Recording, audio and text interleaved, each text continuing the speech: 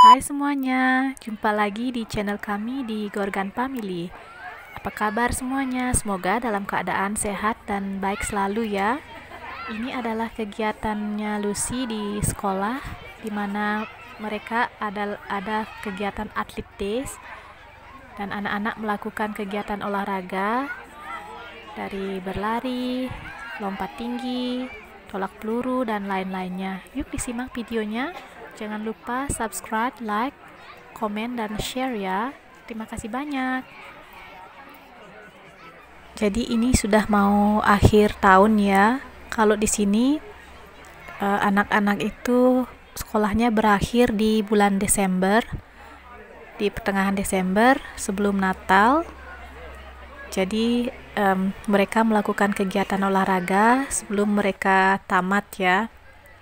Ini adalah udah minggu-minggu terakhir karena sebentar lagi mereka akan libur panjang Christmas dan New Year.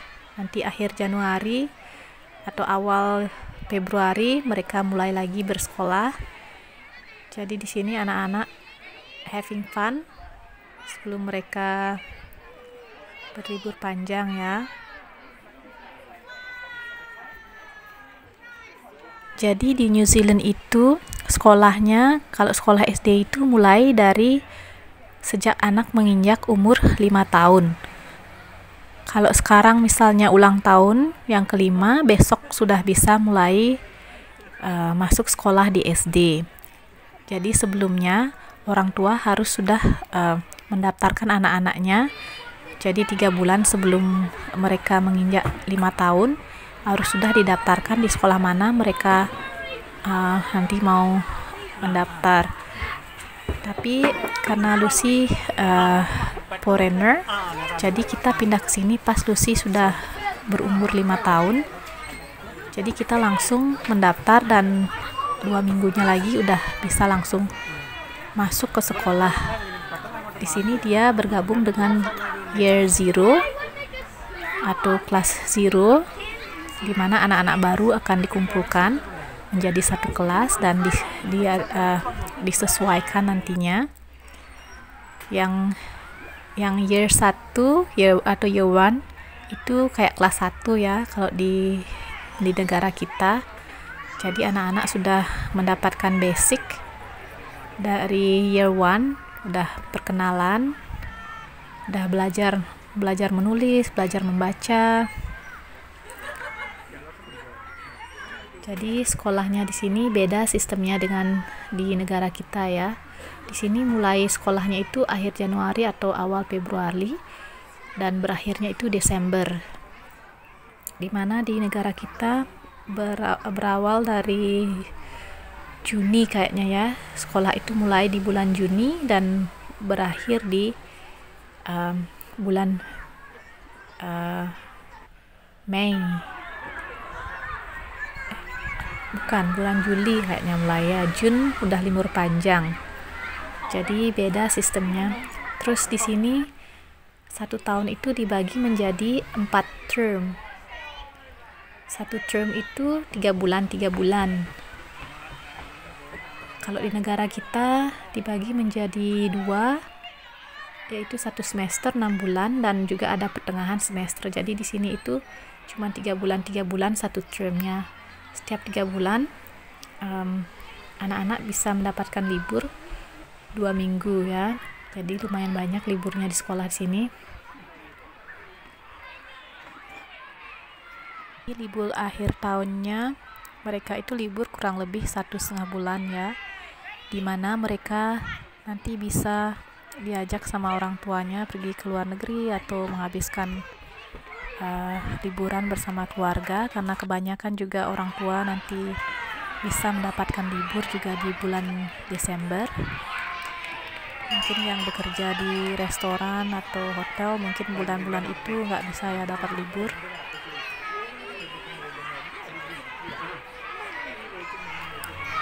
Terus bedanya lagi di sekolah di sini anak-anak itu tidak ada yang jajan karena mereka harus bawa sendiri makanan dari rumah. Kita harus membuat mereka lunchbox dan brand snack kayak buah-buahan yang gitu.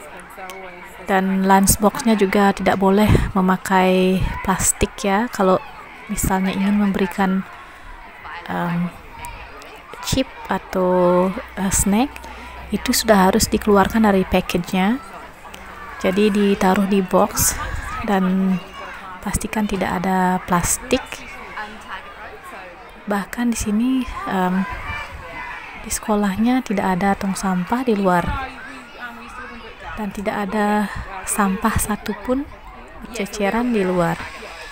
Jadi sangat bagus sekali ya, anak-anak sudah belajar dari sejak dini untuk tidak membuang sampah dan tidak memakai plastik yang tidak diperlukan. Jadi kemanapun kita pergi, di sini sangat jarang menemukan adanya sampah plastik ya.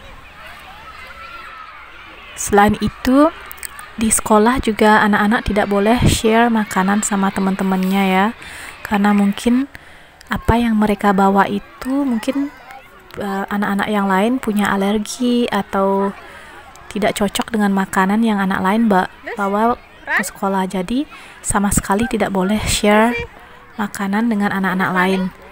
Jadi apapun makanan yang anak-anak bawa, mereka harus makan yang itu saja. Tidak boleh meminta ke anak-anak yang lain.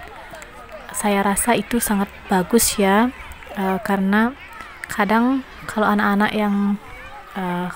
ada yang bawa coklat atau permen, mungkin anak kita sudah batuk atau tidak boleh makan permen, jadi bisa dihindari ya. Jadi lebih jarang lah mereka sakit. Dimana kalau pas kemarin sekolah di rumah, dia itu sering sakit karena sering share makanan. Kayak Lucy, dia kalau makan permen gitu pasti cepat sekali dia kena batuk. Sedangkan kalau anak-anak sama temennya, mereka selalu ingin share. Jadi agak susah untuk bilang tidak ya.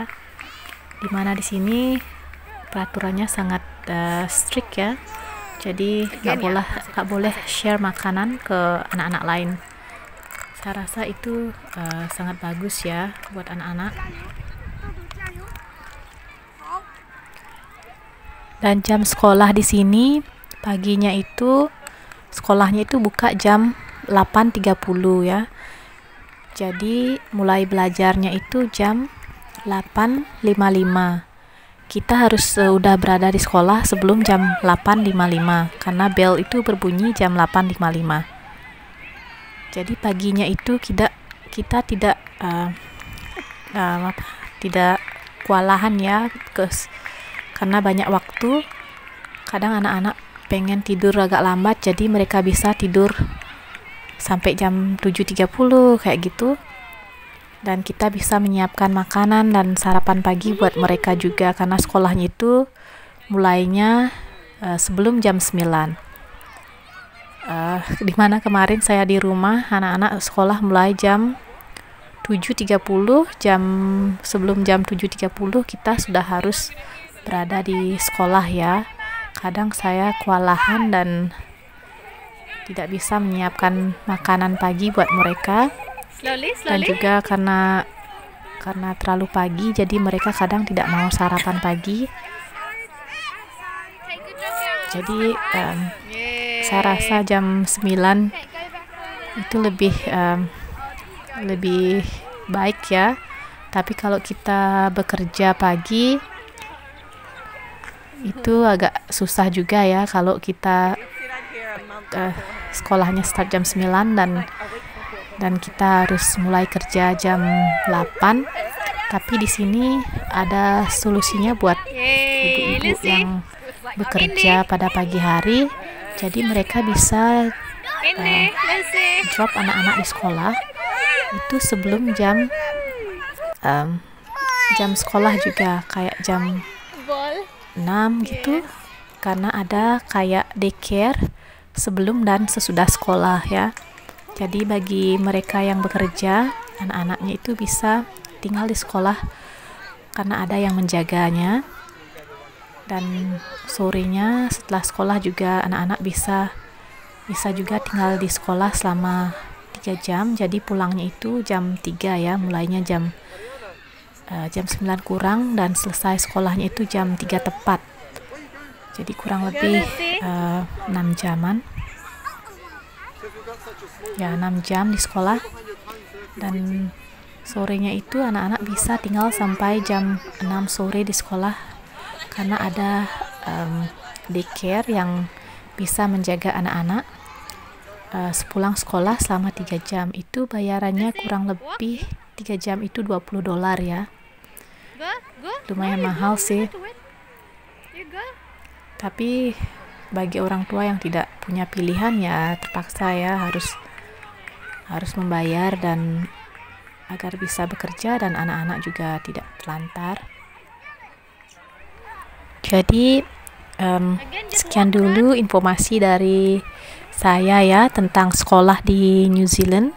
Semoga bisa bermanfaat, dan jika kalian ingin pindah ke sini dan mengajak keluarga dan anak-anak juga mau sekolah di sini, jadi sudah punya sedikit bayangan bagaimana sekolahnya di sini dan bagaimana startnya. Terima kasih banyak sudah menyimak video kami. Jangan lupa subscribe, like, share, dan komen ya. Sampai jumpa lagi di video kami yang selanjutnya. Bye.